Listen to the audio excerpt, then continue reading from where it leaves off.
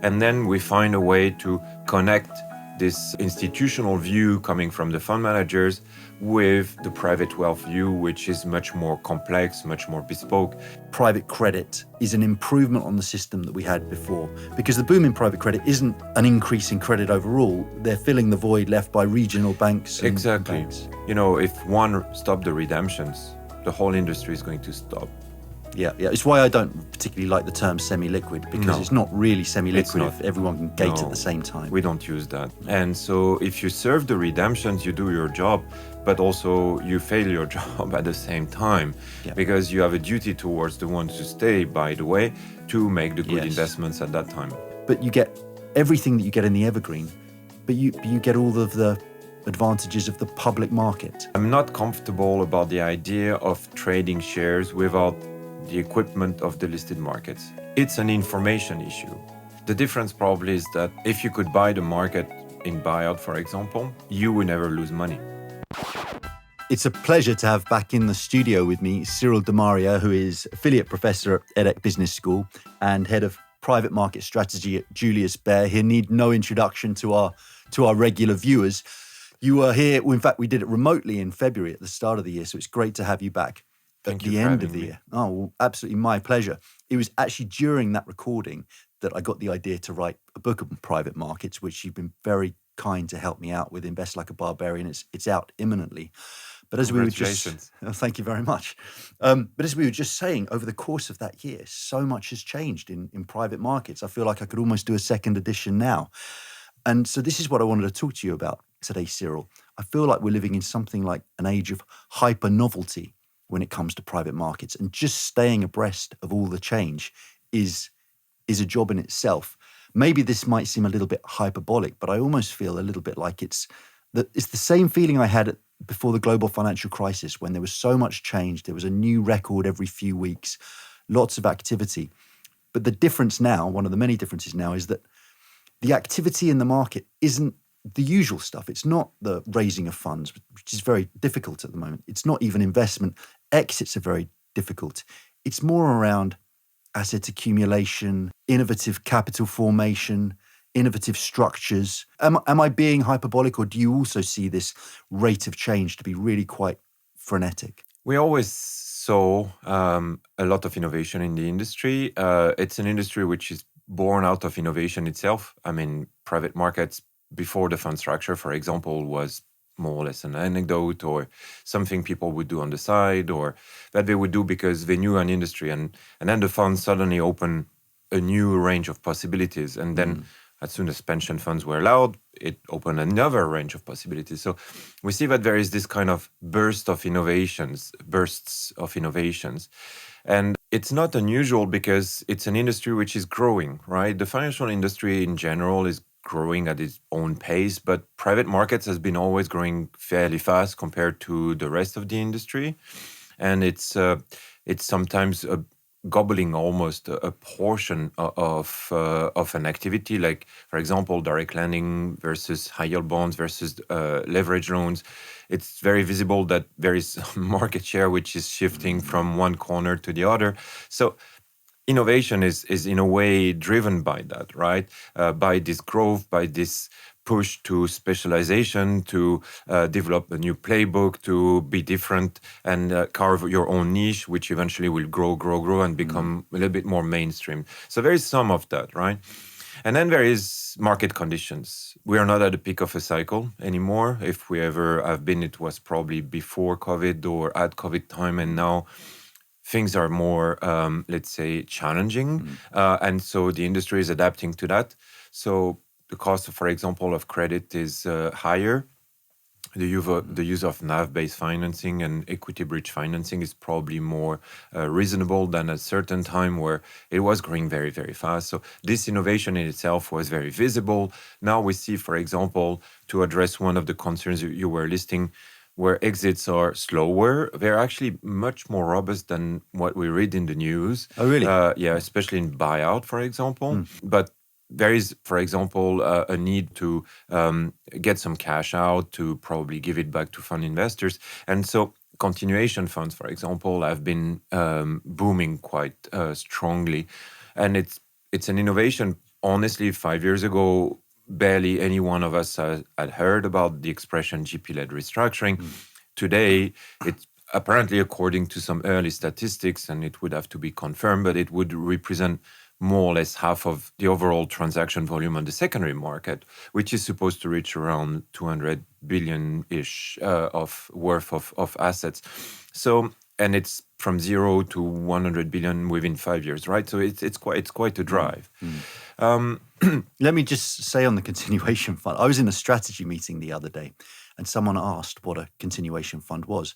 And someone else answered and they said it's a vehicle that GPs put their underperforming assets in. And that person had worked in a private equity firm. I wasn't sure if it was satire or not, but there's this growing perception that it was once seen as a vehicle for your best assets that you wanted to continue holding. But I think skepticism is starting to build around the continuation vehicle. I think it's a human reflex. As soon as something starts to get, let's say, visible, fairly new, you question it. Direct lending is subject to questions regularly. Let's phrase it like this. Sometimes the questions are genuine. Sometimes they're born out of, what if I missed something? Or what if finally I got it all wrong and then it's something different in the background? My understanding is that continuation funds so far are for trophy assets. Right. It's something you want to keep longer. You want to lock in your IRR, nice, and then you want to maximize your multiple. So this is one of the ways where, and you make people happy on the way because apparently fund investors decide in the majority to cash the cash back. If they want to, why not? I'm not sure that anyone with the resources to do that would finance a continuation fund buying assets which are not performing. I don't see the logic, No. especially to buy it at NAV or at small discount to NAV.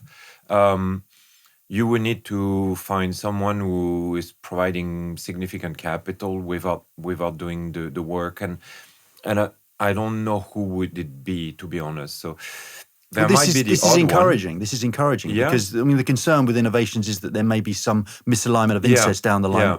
But what you're saying is actually the interests remain relatively aligned. That's my understanding so far. But it doesn't mean that we shouldn't ask the question. I mean, for the bank, what we do regularly is to try to understand what's going on and then where are the sources of risk for clients and of course try to mitigate them as much as we can or sometimes completely avoid them.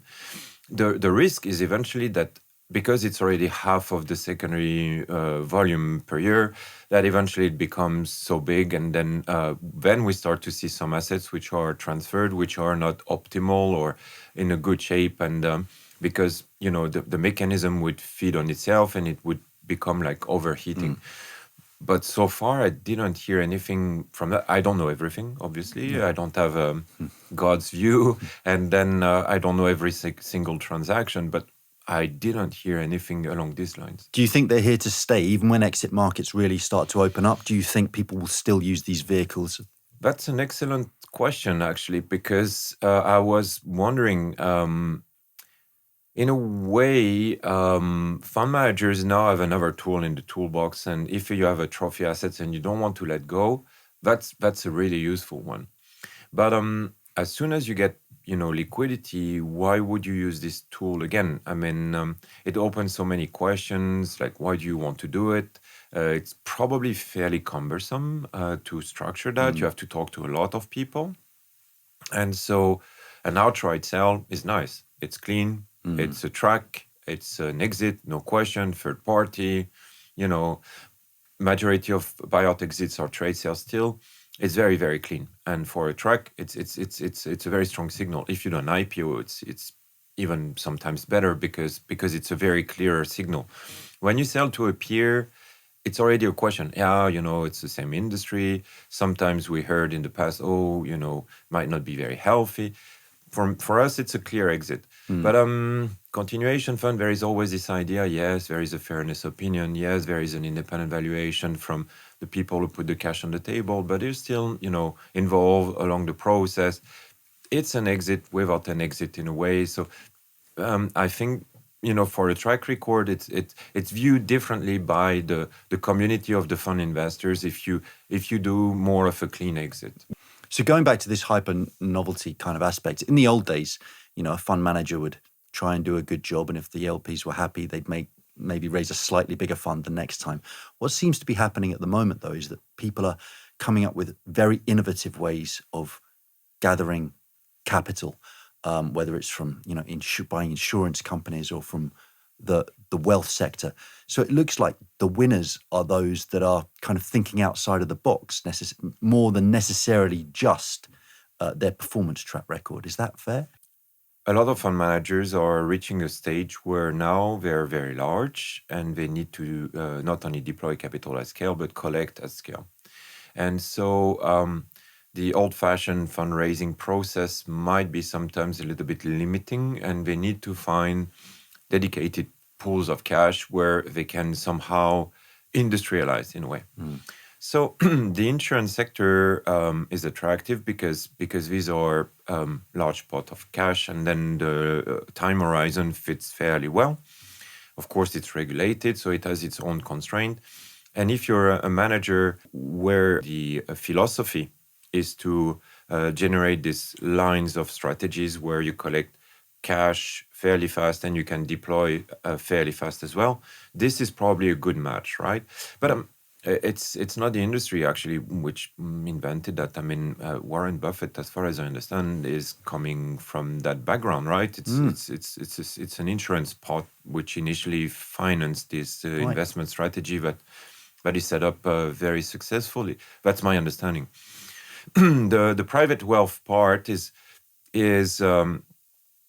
probably another way to industrialize without going into the nitty-gritty. The fund managers want to get access to private wealth, but they know that it's very difficult to reach every single one of the potential investors with his or her specifications in terms of risk-return profiles and then time horizon. So they talk to us, and then we find a way to somehow connect this institutional view coming from the fund managers with the private wealth view, which is much more complex, much more bespoke. And so this is their approach. But so to come back to your perspective, private wealth has its own also requirements. And that's probably one of the discovery. There is this feedback loop. You go back to the fund manager and you say, you know what, closed end is very nice. It works for some institutional clients like family offices, but there are some, it's very complicated for them. And that's why the Evergreen has emerged, and hence the innovation boom, because for a long time we were a little bit of on the sidelines, and private wealth was nice to have, but you still had like the major sources. Now it seems that these sources are more or less allocated. There is the re-up mechanism. So private wealth is one of these relays of growth. I'm not the only one saying it. There are multiple studies saying that. But the feedback loop is you need to have the vehicle which is matching the requirements from the private wealth sector. That's the Evergreen. By the way, when we read the statistics, and you probably read them as I did, coming from one famous database provider saying, since 2021, capital collection in private equity has been going down. 2025 is going to be a challenging year. Well, it's only closed end. What about the Evergreen money? It doesn't get captured in the statistics. So if you re-inject some of that, maybe the picture is different. So I understand that, we need to be coherent, and I'm the one advocating about discipline in data and transparency. But we also have to put in perspective the fact that Evergreen doesn't get captured in the statistics which we get communicated every so and so. The media picks up on as well. So it's because then we have only part of the picture. Yeah. So these Evergreen structures, you think they do fit quite well the requirements of the private wealth market? Well, we discussed that, as you mentioned, in February a little bit, and it's an ongoing debate. Many people expect that they are going to be tested sooner or later, and the question is, how will they react to a test from, I don't know, macroeconomic event, market event, the reaction of individuals, and it's probably going to be a little bit contrasted depending on the investor base of the Evergreen product. So if you have a stable base, probably the ship is going to float and it's going to move a little bit, but you might be able to handle it. If the investor base is a little bit more, let's say, moving as a group, as a flock, as a herd, there might be more challenges.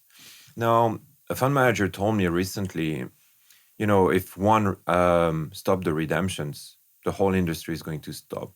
Because what you don't want is that since you have a better performance than your peers stopping the redemptions, then people go to you and then you start to suffer. And that's what we saw probably in the hedge fund industry some time ago, where everyone was like, well, if the other one is going to lock, then I'm going to lock as well, because I don't want to suffer and have the bad track because people started to have redemptions. Because one of the things we tend to forget is that the evergreen can be pro-cyclical. I think we touched upon that last time we discussed. Yeah. And so what you want is to still have some cash, if possible, when the market is tough, because this is when the opportunities come up. And so if you serve the redemptions, you do your job, but also you fail your job at the same time, because you have a duty towards the ones who stay, by the way, to make the good investments at that time. Yeah. It's why I don't particularly like the term semi-liquid, because it's not really semi-liquid if everyone can gate at the same time. We don't use that. No, at the bank. No, it's we don't use it. What about the investing directly into LP funds? So ultra high net worths have always been able to do that.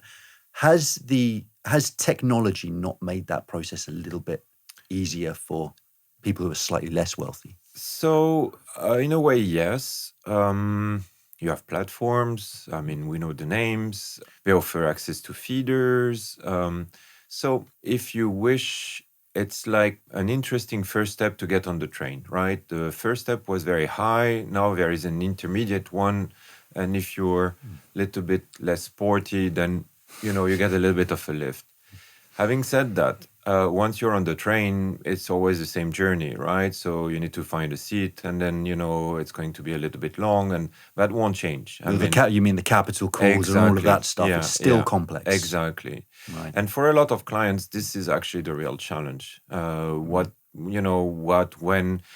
the biggest pool of questions we get among the top three, it's, can you provide us with projections of capital calls and distributions, which is probably one of the most difficult questions to answer. Because the answer is we can, but reality will certainly change on the way, and we cannot really tell you how it's going to be. Already just within 6 to 9 months, it's already challenging. So within the next 3 to 5 to 10 years, there is only statistics, and we know the variability around that. So that's where, let's say, the seductive power of evergreen structures come from. Because you do the transfer, you leave it, and then hopefully when redemption comes, there is some cash somewhere and you get it back. I have a hobby horse, which I'm not sure I've tried on you before, but I've tried on a lot of guests. And that is that I am a big fan of listed private equity structures, particularly in the UK, we have investment trusts, and in continental Europe, they're called investment companies. And I've asked several people, what are the advantages of the evergreen, unlisted evergreen, over these listed investment trusts? Because for me, you get all the kind of exposure that you would get, but with greater liquidity. I'm talking about as an individual investor rather than an institution, because there's not a huge amount of liquidity even in the listed funds. But you get everything that you get in the evergreen, but you get all of the advantages of the public market. And so all things being equal, as an unconstrained investor, I would personally always go with a listed option. So it makes sense. There are a few things you might need to consider. The first one is the noise from the stock exchange. The discount on the NAV that you're going to have to withstand is going to vary over time. Sometimes it will be in your favor when it's going to decrease, and sometimes it's going to, unfortunately, go against you when it's going to increase.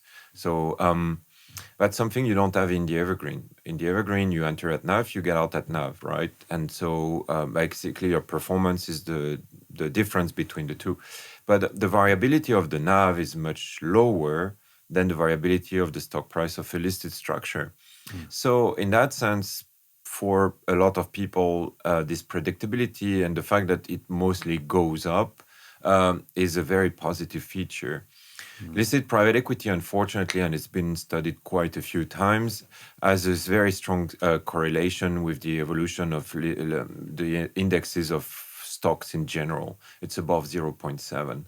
And so it means that essentially you buy into something you're already exposed to. Because your reasoning stands if you only do one investment, but in a portfolio context, listed private equity doesn't diversify much your exposure to listed stocks.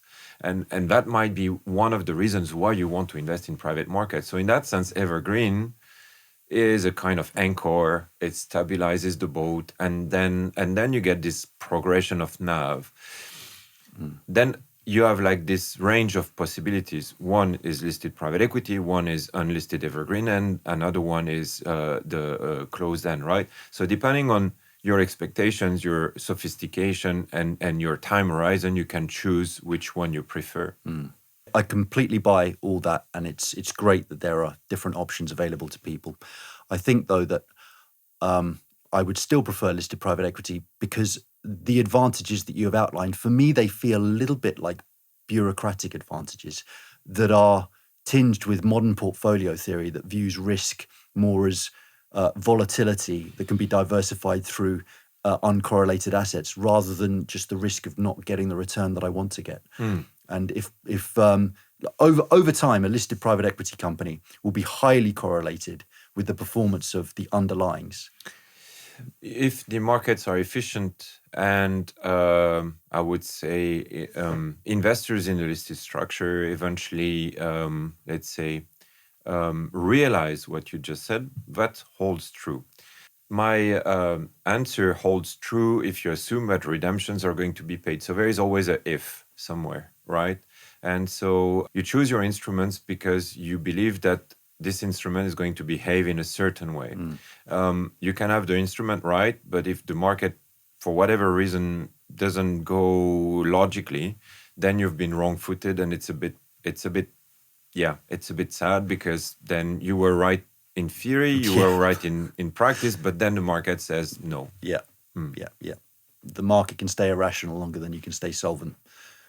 Let's talk a little bit about private credit, because maybe I watch too much Bloomberg news, but there's all this talk of, cockroaches. If you see one bad credit, there's a lot more that you haven't seen. But how do you see this booming private credit market? A fraud is a fraud, right? So it can happen anywhere. It doesn't mean that there is a reservoir of fraud, lurking in the dark and jumping on you at the first occasion.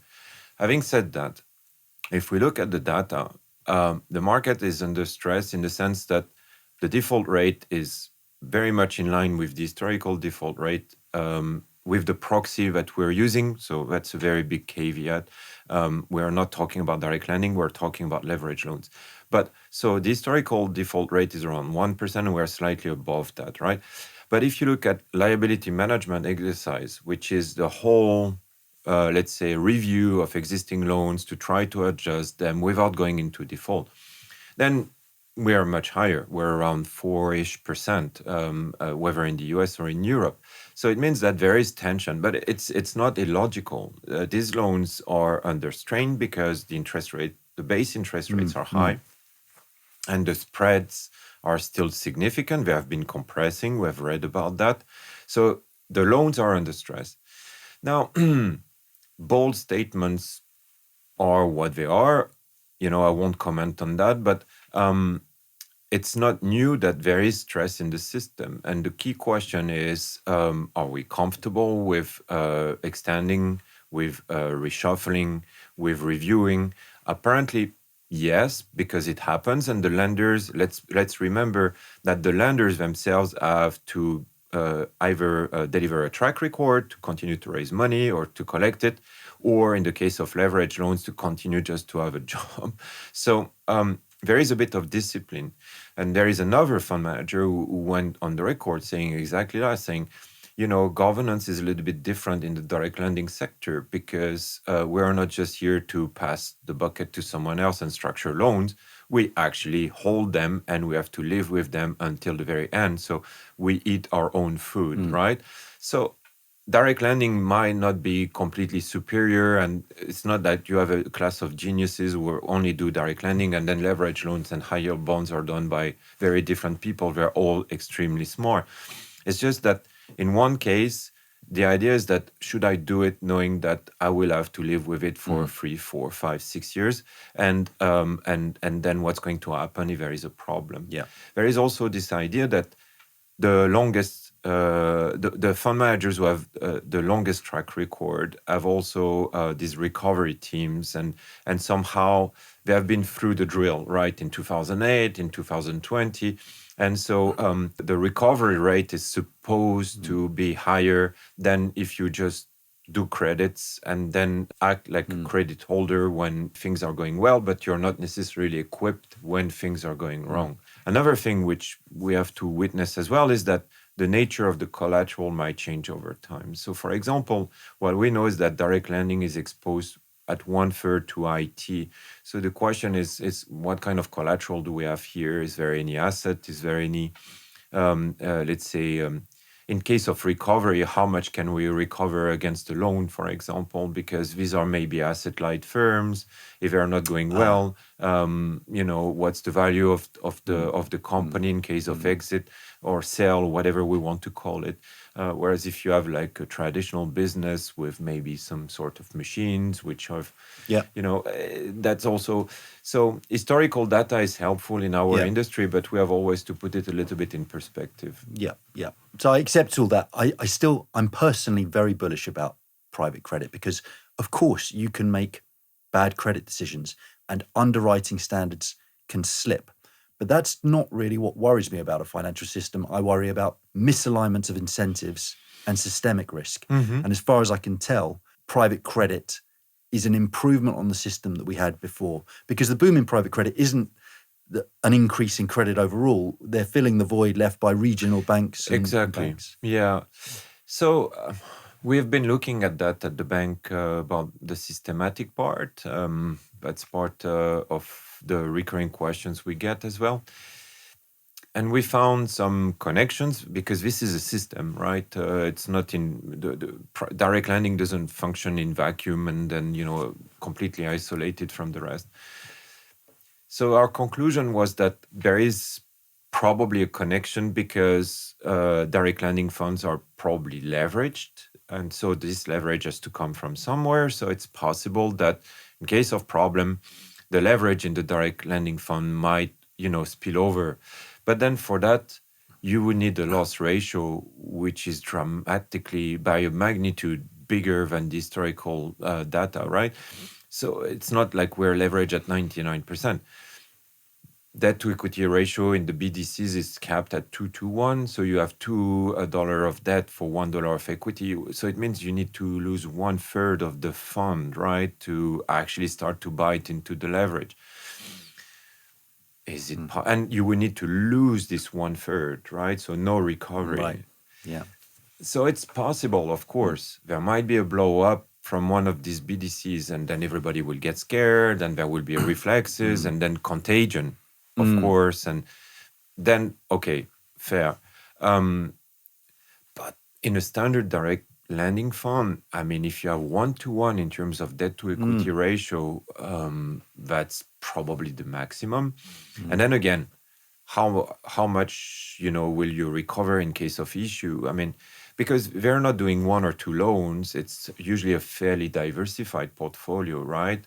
And so, and it's still senior lending as the name states it. So, I mean, it's possible. But there are, this is the risk business. Yeah, exactly.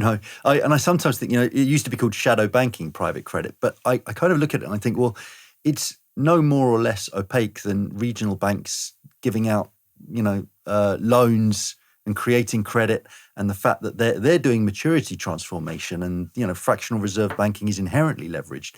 But it's just that people don't think of it that way, and it just doesn't. And because it's so regulated, exactly, everyone thinks it must be more it's safer and more transparent. I don't think that's the case at all. So, No.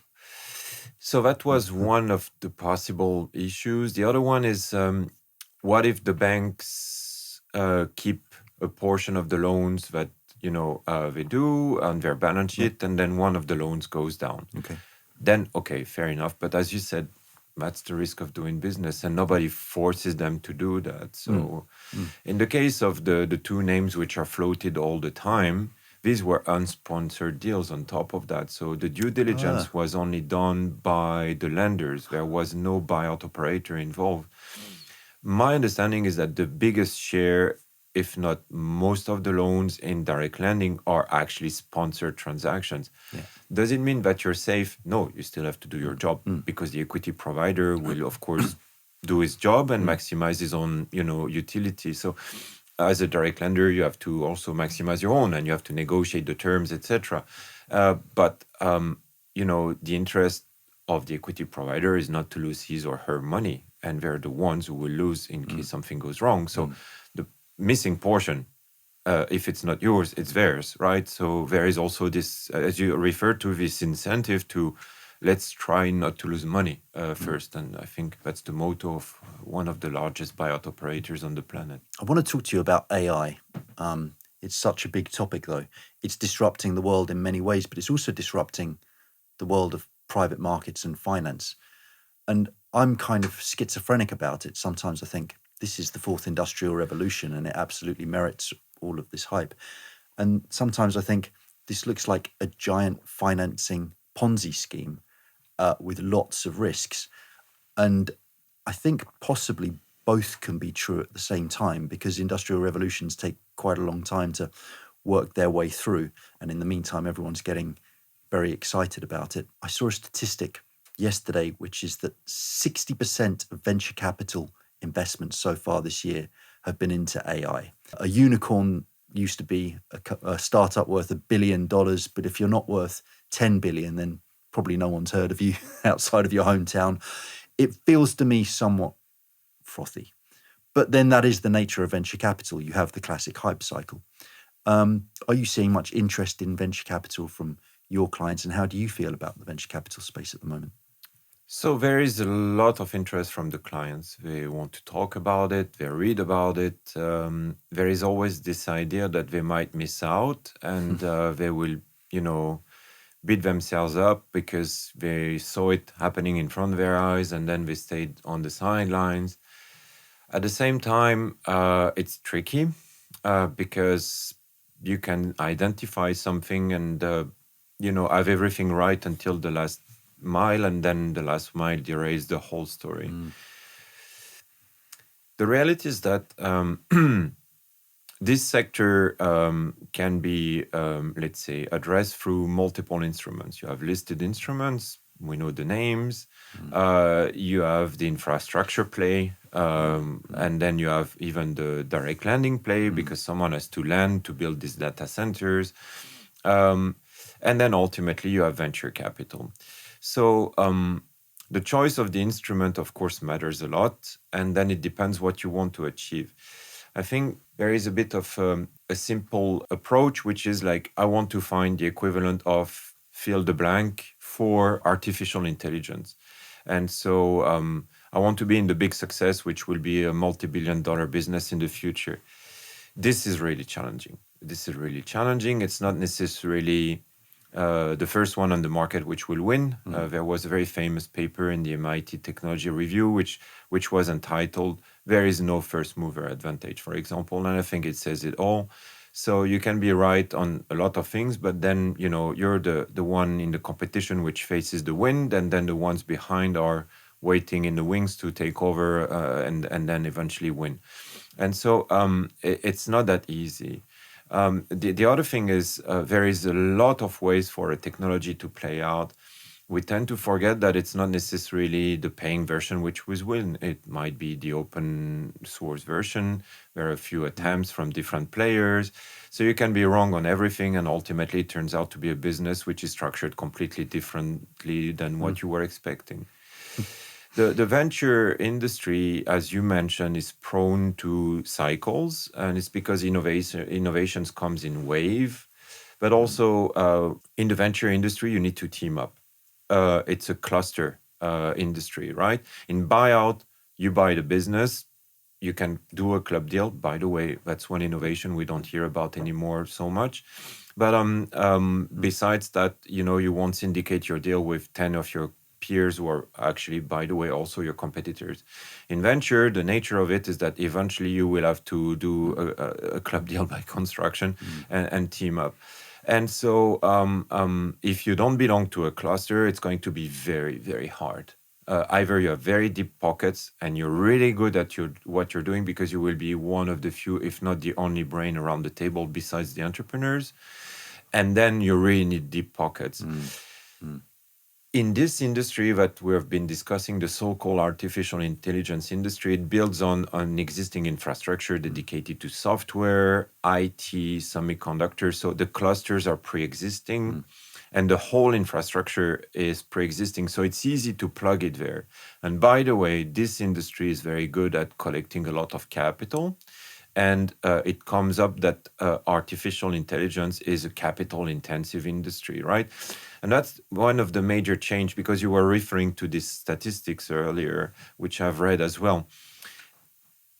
It's different if you finance software, which is more asset-light, or artificial intelligence, which is capital-intensive, because then it skews the data. And then our brain is structured in a way that we identify certain figures and we draw the conclusion based on the patterns that we have been seeing in the past, right? But in the 70s, when it was the booming hardware industry with semiconductors, with mini computers and then microcomputers and then beyond, this was capital intensive. So probably in a way we're a little bit back to this original perspective where venture capital was supposed to finance these innovations involving this very significant capital intensity.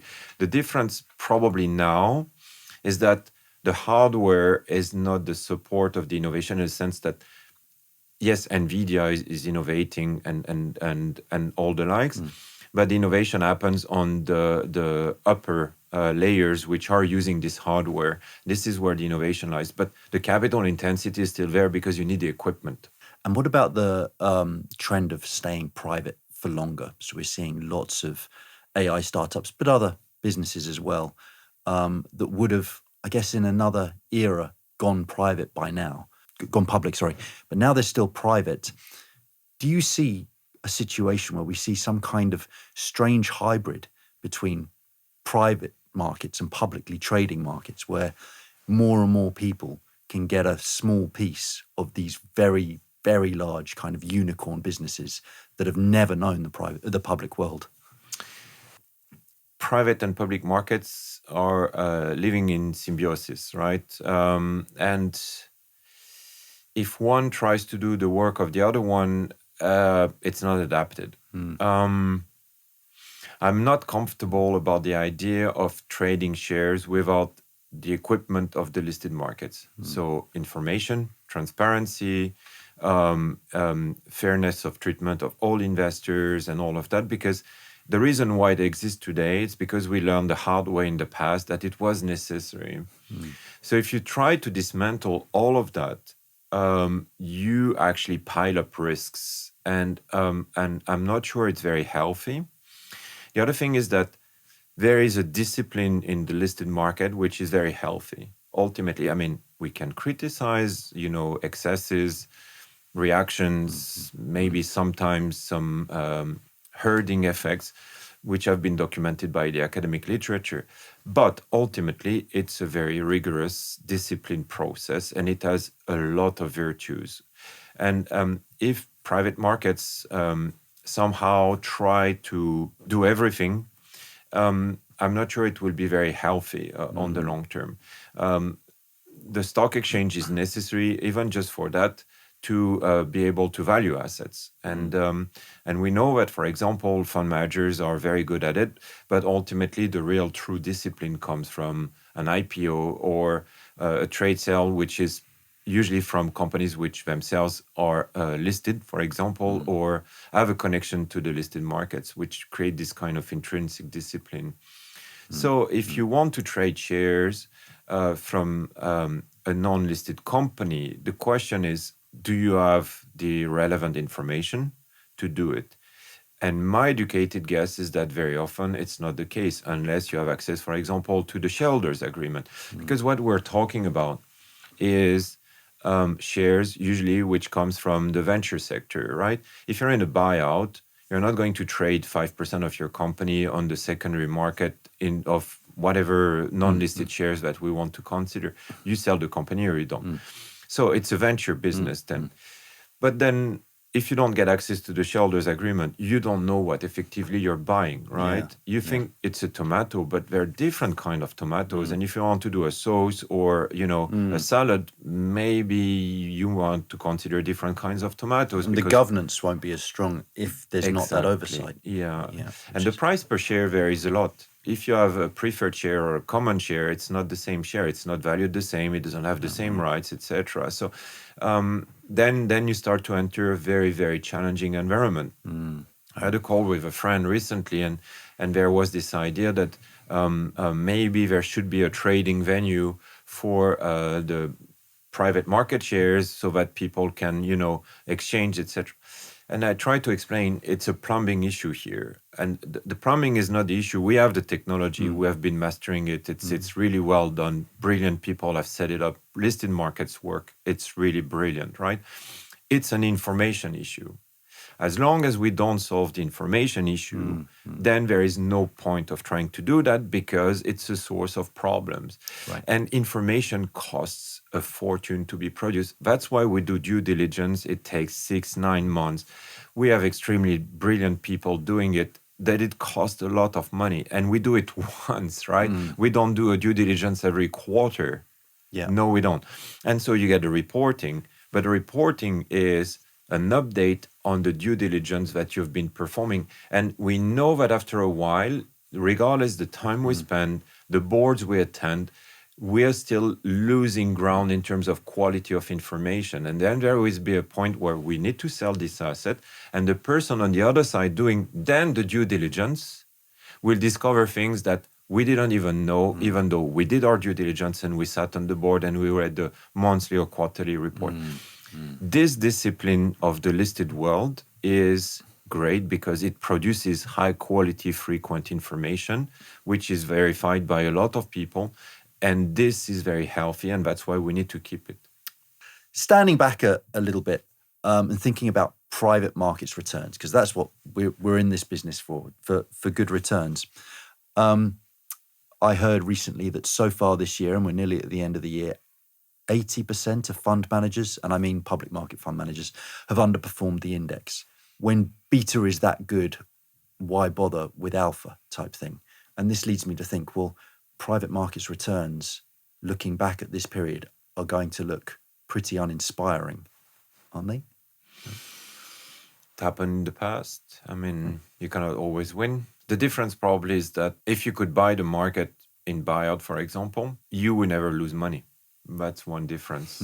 So even the 2006 vintage LBO worldwide was at above 1.5x net. So that's one. And then, of course, the challenge is that you cannot buy the market, so you still need to select fund managers. But there are products out there now where you can get a proxy index like Nuvest, who we've had on here before. That's the theory.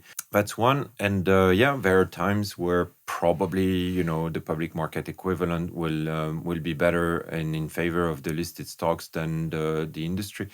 But first of all, it doesn't happen very often. And that's the reason why we advise clients, don't try to time the market. You always have to deploy consistently over time if you're in the closed-end business. And then there will be 1 or 2 vintage years where, bad luck. But then the rest is going to pay off. And the jury is still out. I mean, we didn't exit most of the deals, as you referred to earlier. The exit environment is a bit slowish. The trophy assets are still probably in portfolio. IPOs were a bit far and apart. We have seen some, especially in Europe, and some of them are doing very well. But it's still, far and apart. So to actually look back, you need to liquidate the funds, and then we will be able to discuss it, because it's very easy. the NAV is always lagging. It's the old story of the tortoise and the hare, Oh, right? yes. And so until the finish line, you don't know who, right? And so it might be that this time the hare is going to win on certain vintage years. But first, let's wait until the finish line. And I know it's a bit frustrating, but before that, it's a bit of a gamble to draw conclusions because the NAVs are appraised fairly conservatively. And we know that it's been documented by academic literature. It's still proven every day when we receive the quarterly report. Yes, there is the mark to market and all of that, but it's still appraised fairly conservatively. My question fell into the fallacy of just thinking about return, of course, and you're absolutely right to bring up the risk factor. That private markets, I just genuinely think is much less risky than advertised because people do what I just did, talk about its outperformance. Yeah, our CIO actually sees it almost as an alternative to fixed income. For him, it's not a trade-off between listed and private because opposing the two doesn't really make sense. It's more if you have the time horizon, which is in fixed income mandatory as well, then do you want to go more for the classic version or do you want to go a little bit more in the alternative world? And for him, private market sits there. And I think it's an interesting perspective to consider as well. It's much more dramatic to think of like the competition for corporate control between private and public. But actually, you're right. If you put yourself in the shoes of an investor that's thinking about their liquidity requirements, their horizons, and their return desires, it's a much better way of thinking about it. Fixed income versus private markets. That's fascinating. So you've been on several times. So I've never really spoken to you about Julius Baer itself and the business. So how is the business from a private markets perspective? At what corners of the world are you seeing particular interest in, private markets democratizing, as they say, and opening up, for example? I would say clients, they're all different and the same. They're all different because they're different individuals with different preferences. And so we see that depending on the geographical area, the perception of risk varies a lot. For example, in Japan, perception of risk is very, very strong. So they're very, very careful, disciplined. They take their time. There are some other regions where the appetite for risk is a little bit different, and so they're more proactive. They want to things to move faster, and so that's something we see. And so this conditions the perception of private markets. So, for example, surprisingly enough, it's not only about the strategies themselves, where you would say that in Japan they like quite a bit direct lending, for example, or this kind of instruments. This is probably true, at least from the clients that I've seen. I don't pretend that I know Japan very well, but these are examples I've been working on with clients and client advisors, my colleagues. But it's also about the perception of instruments. So for example, Evergreen can reassure in a way because you know already what you're buying. The blind pool aspect of a closed-end fund is a bit scary, and we tend to still underestimate that when you get in. That's probably also one of the reasons of the popularity of continuation fund. When you get in and you know what you're buying, it's reassuring. You know already. And so the Evergreen proposal in that sense is quite an interesting perspective. If you're a little bit scared and you don't really know really private markets that much, let's start to dip a toe from this channel and then see how it goes. The other thing which is very clear is that the preferences from the clients are very, very different. And it's an interesting challenge to try to serve them to the best of our capacity while adapting ourselves and serving them in their own specificities. So there is this tension between you want to be able to do things at scale, but at the same time you want to do it in a bespoke way. And so that's why, for example, we have mandates, and the mandates are, opening up a little bit, let's say, the straitjacket of products. And so here we can be a little bit more creative. We can engineer more, but of course that requires a certain amount to be able to do it properly, because otherwise you cannot diversify enough. the good thing about being a pure private bank is that the open architecture model still gives you access to a very large panel of potential products. Yeah. And the industry has been very good at innovating, but also at offering all these products. And so you can pick and choose. And that's the part which is somehow very different from probably 20, 30 years ago, where the choice was probably more restricted. Now we can, for example, combine Evergreen with closed-end in a portfolio. We have direct lending in Europe, for example, which is fairly new. So depending on the currency of reference of the client, you can also start to dig into that and what kind of risk you want to take. This is, quite a luxury, because for a long time it was USD and then challenging. So if the client doesn't have the dollar as a currency of reference, you have a bit of more of a challenge. Now you start to have this kind of possibilities. So there's much more optionality. Is there anything that the industry does that you're not a fan of, or that they could improve? What would be great is to get more transparency in the Evergreen products. It's very, very difficult to analyze. Fund managers want the access to private wealth, but they don't want to have dispersion of information which goes with it, right? So they want to keep control of the information, because at the end of the day, we still deal with a lot of confidentiality issues. So the closed end is easy because you can track the information. You have these data rooms, and you talked about innovation. That was one of the corners which innovated. And now we have reached a level where it's very well organized, and it's very professional. And so you can get line by line, you get your business cases, you can talk to the manager, what happened here and there, and then what did you learn from this and that. In the Evergreen sector, since the pool of potential investors is much larger, I would say the information is more restricted, and sometimes we don't get the granularity, and that's really challenging, because you still need to do a due diligence and to put that on your shelf. And so that's something I think we need to figure out a way to have better information. Do you think there is a way forward with that, or is it just the nature of the beast? Well, if I'm an optimist, I think there would be a way. If I'm a pessimist, I think it's going to be a challenge. Okay, great. Well, Cyril, thank you so much for coming in yet again. It's been great chatting with you. It was great. Thank you very much, Ross.